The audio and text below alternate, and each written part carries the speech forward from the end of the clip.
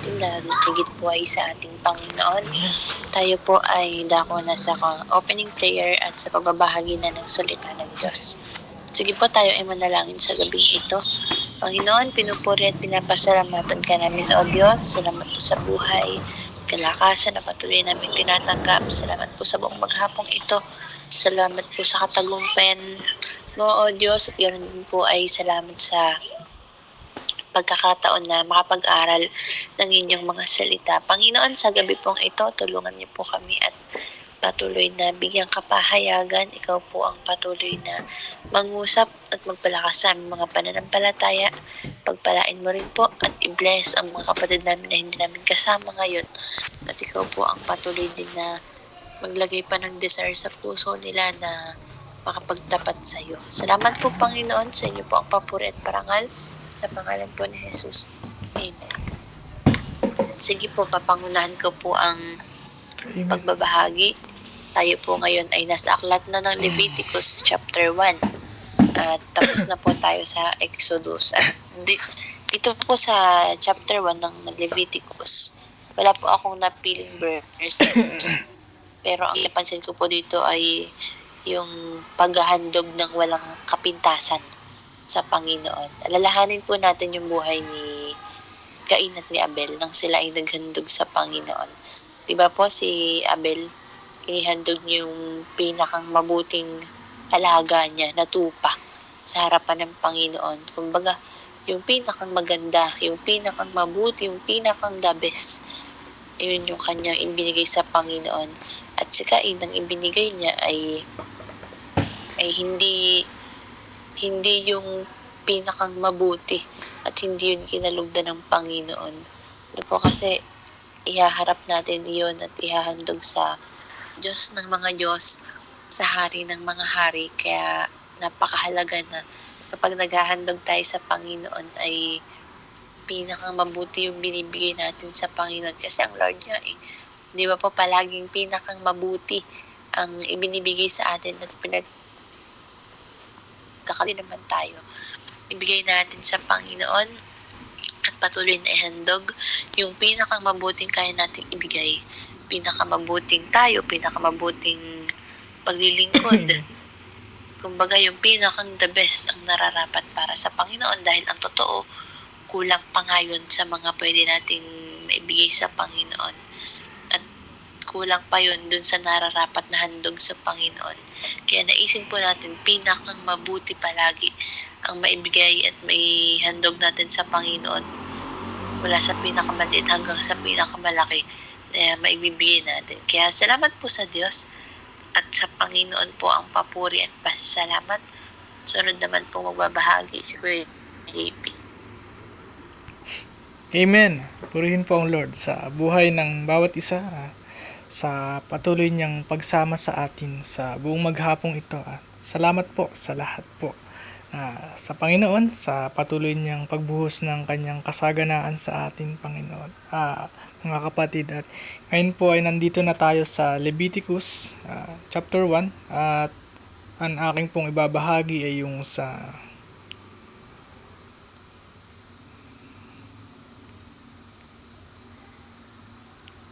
Leviticus chapter 1 verse 8. At ilalagay nila ng maayos sa apoy ang mga hiniwang karne pati ang ulo at taba. At yun po, nakapukaw po sa aking atensyon yun nga pong mga taba. At basahin ho natin yung sa Exodus chapter 29 verse 12 to 14. Kumuha kayo ng dugo ng baka at ipahid mo ito na parang sungay sa mga sulok ng altar at ibuhos mo sa ilalim ng altar ang matitirang dugo. Pagkatapos, sunugin mo ang lahat ng taba sa tiyan ng baka, ang maliliit na bahagi ng atay, ang mga bato pati ang mga taba nito at sunugin ito sa altar. Pero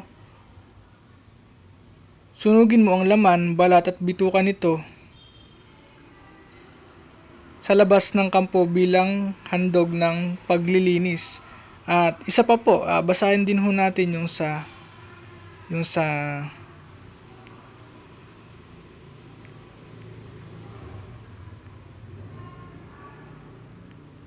Sa Leviticus chapter 7 verse 2 to 5, ang handog na pambayad ng kasalanan ay doon papatayin sa pinagpapatayan ng mga handog na sinusunog, at ang dugo nito ay iwiwisik sa paligid ng altar. Ang lahat ng taba nito ay ihahandog, ang matabang bunot, ang tabang bumabalot sa lamang loob, ang mga bato at ang mga taba nito, pati ang mga maliliit na bahagi ng atay. Lahat ng ito ay susunugin ng pari sa altar bilang handog sa Panginoon sa pamamagitan ng apoy.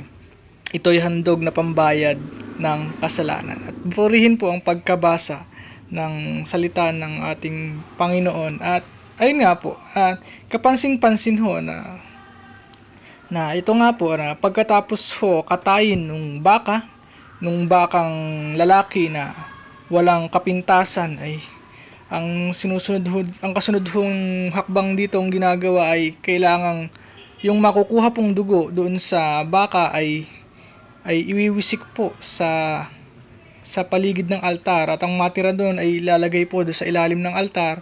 At ayun, pagkatapos ho nun ay kukunin yung mga laman loob, yung taba, at pati yung mga bituka. At ayun, at yung mga bahaging yon ay yun po yung mga bahagi na sinusunog, at dun nga po sa bilang para bilang handog sa pamamagitan ng apoy, na para pangbayad ho ito ng ating mga kasalanan. At ayun po, ito po yung mga laman loob, yung mga taba yung taba sa tiyan, tapos yung mga matatabang bahagi ng na mga taba dun sa mga laman loob, pati yung mga malilit na bahagi ng atay, ay yun po yung sumisimbolo sa ating mga kasalanan. At syempre, di ba nga po, pagkatapos ho, yun po ay yung pagkakatay po nung baka sa panahon ngayon, sa New Testament, ito po ay sumisimbolo nung magawang ito po yung sumisimbolo sa kamatayan ho ng ating Panginoong Jesucristo sa krus. At yun nga po, kagaya nga ho nung napag-usapan natin, nung napag-aralan natin nung nakaraan, na yung altar noon ay maihahambing doon nga po sa krus na pinaglagakan po ng katawan ho ng ating Panginoong Jesucristo. At yun nga po ay pagkatapos ho mamatay ng ating Panginoong Jesucristo, ay dumanak ho yung kanyang dugo. At ayun, at sa kanya, dahil po sa biyaya ho ng ating Panginoon, ay inako niya ho yung lahat ng ating mga kasalanan. At yun po ang sinunog ng ating Panginoon, yung ating pong mga kasalanan, para ho tayo para matubos ho yung ating mga kasalanan, at na isa katuparan yun nung mabuhay na magmuli ang ating Panginoong Hesukristo.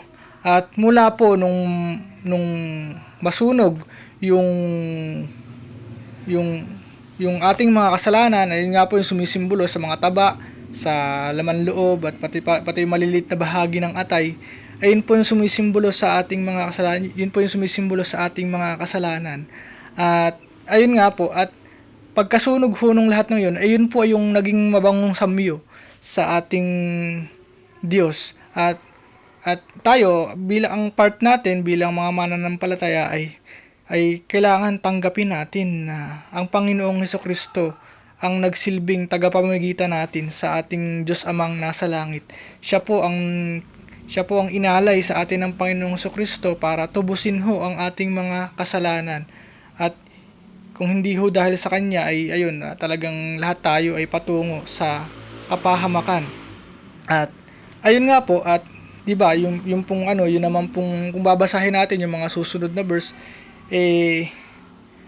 yun naman po yung pati po yung mga yung pityo, tapos po yung mga hita, ay yung mga part na yun po yung mga part na malilinis na yung mga inihandog ay may mga bahagi doon na ibinibigay doon nga po sa lingkod ng Panginoon, na sila po yung nakikinabang noon, at pagkaho yun ay kakainin nila, ay dapat kainin lamang niyon sa banal na lugar, dahil banal po yung yun pong yung mga bahaging iyon. At ayun nga po, at yun yun yun po sa yun pong mga bahaging iyon ay sa panahon ngayon, yun naman po yung ating buhay, na kailangan ho nating ialay ang ating buhay sa ating Panginoon, na yun ay tatanggapin ng ating Panginoon na kalugod-lugod sa kanya. At at doon, pagka ho nagawa ho nating ialay ng buo ang ating buhay sa Panginoon, ay ayun, talagang ganun na yun po ang pinakang dakilang pagsamba natin sa ating Panginoon, na kumagawa nating ialay ang ating buhay, ang ating buhay sa Panginoon, ay ayun, talagang magagawa nating makapaglingkod sa Kanya ng may buong katapatan, at magagawa nating talikuran ng ating mga kasalanan, at makapagsumikap na mamuhay sa kabanalan, na patuloy nating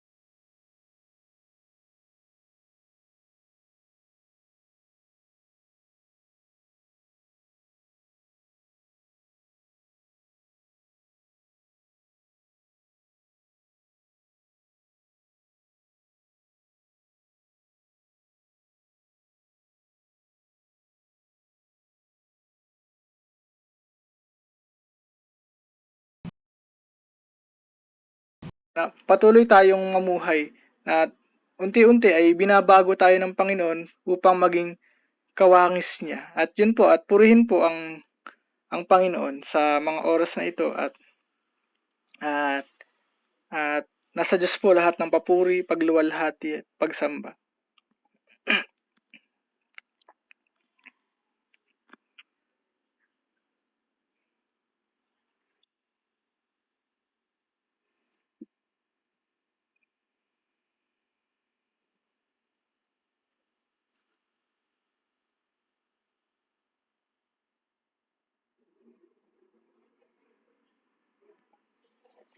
Amen po. Purihin po ang Lord dahil po yung aking pong tiyahin na yung pong bunsong anak po nung aking lolang namayapa na ay ligtas na nakarating dito po sa Pilipinas na ganun po. Siya po ay galing sa California at napakabuti po ng Panginoon kasi talagang hindi sila nakasama dun sa mga nasunugan kasi although malapit lang ho sa kanila yung mga nasunugan, siguro mga ilang ilang lang, medyo malapit daw po pero ayun, purihin ng Lord na ligtas po yung aking tiyahin na ganun nga po at napakabuti po ng Panginoon at nandito na po siya ngayon na siya po yung umaaliw po sa mga bisita na kasi ang tiyahin ko po talaga ay talagang gano'n na talagang napaka-lively po at siya po lagi yung para bagang hindi napapagod na pagkarating ho dito ay hindi man lamang po naisipang umidlip muna sa pagod ng biyahe. Siguro kasi nakausap ko rin ho kanina si Pastora Nini. Ay kasi po si Pastora Nini po ay halos katapatan lang ho ng bahay ng aking mga lola doon po sa Libis. At ay siguro daw naman po ay nakapagpahinga siya ng maayos doon sa eroplano kasi nga po yung biyahe po doon ay naalala ko po ang biyahe po nila sa eroplano ay umaabot daw po ng 16 hours at ayun ay kaya yun ah, kaya patuloy hong pinapalakas ho ng ating Panginoon yung aking tiyahin at ayun talagang talagang buhay na buhay po yung mga na andon na gano'n nga po na hindi alintana yung mga pinagdaraanan at kasi ako'y naglubos din hong nagpapasalamat dun po sa buhay ng aking tiyahin sa pamamagitan ho ng Panginoon na siya rin po yung naging isa sa mga kinasangkapan ng Diyos para ho gabayan kami nung mga panahon nung mga suportahan kami nung mga panahon na hindi pa tayo masyadong nakakakilala sa Panginoon kasi po sila po ay yung tiyahin ko pong yun ay talagang kahit na po na ayun na kasi talagang wala naman ho sa relihiyon yung kaligtasan. Ang, ang, ang kaligtasan ho natin ay nakabatay lang ho sa ating pananampalataya sa ating Panginoong Hesukristo. At ayun, isang isang patotoo ho yun na ayun kasi nga po talagang rin po talaga kapansin-pansin din ho talaga yung mga bunga sa kanya ng banal na espiritu na ganun nga po at purihin po ang Lord na talagang siya po yung naging po noon ng mga panahong yun na siya po yung laging nagbibigay ho sa akin ng payo pagka po ako po ay may mga problema na ganun at minsan pag may pangangailangan ay siya po yung unang-una naming nalalapitan at napakabuti po ng Panginoon sa buhay niya na patuloy na umaalalay sa mga kamag-anak, lalong-lalo na po sa mga kamag-anak namin na hindi ganun kadali ang buhay na ganun na talagang napaka-generous po nung tiyahin kong yun dahil po sa biyaya po ng ating Panginoon. Talagang pagka po narito ay talagang grabe po magpakain na hanggat meron pong tao ay lang po pakain lang po ng pakain at at ayun po at purihin po ang Lord at nawa po ay patuloy na sumagana ang ang mga pagpapala ng Panginoon sa sa pamilya po ng mga naulila ng aking lola na gano'n po na nawa po sila po ay patuloy na aliwin ng ating Panginoon sa mga panahong ito. Lalong-lalo na po yung asawa ng aking lola kasi po siya po talaga yung pinakang affected dito kasi sa asawa po talagang mahirap po sa kanya pero purihin po ang Lord at inaaliw ho siya ng Panginoon sa mga napapanood niyang mga preachings na ano na yun nga po at kasi nga po meron na rin pong sa limot si lolo na gano'n.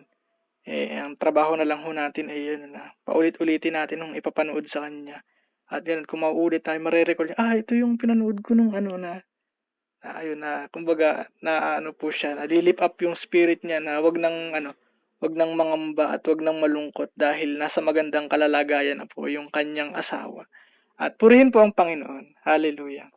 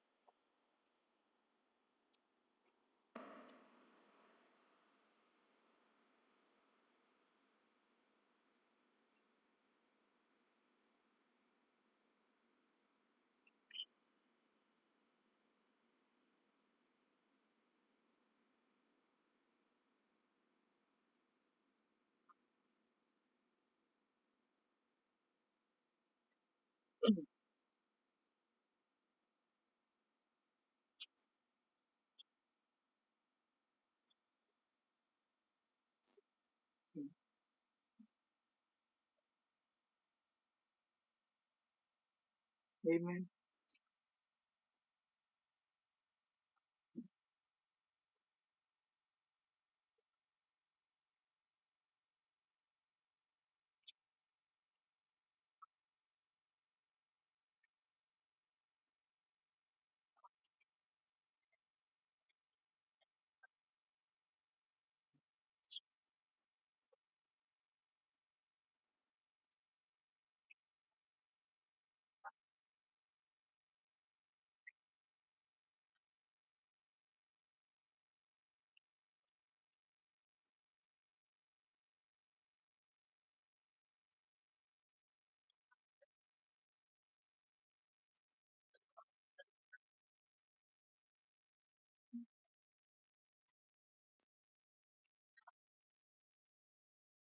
Amen.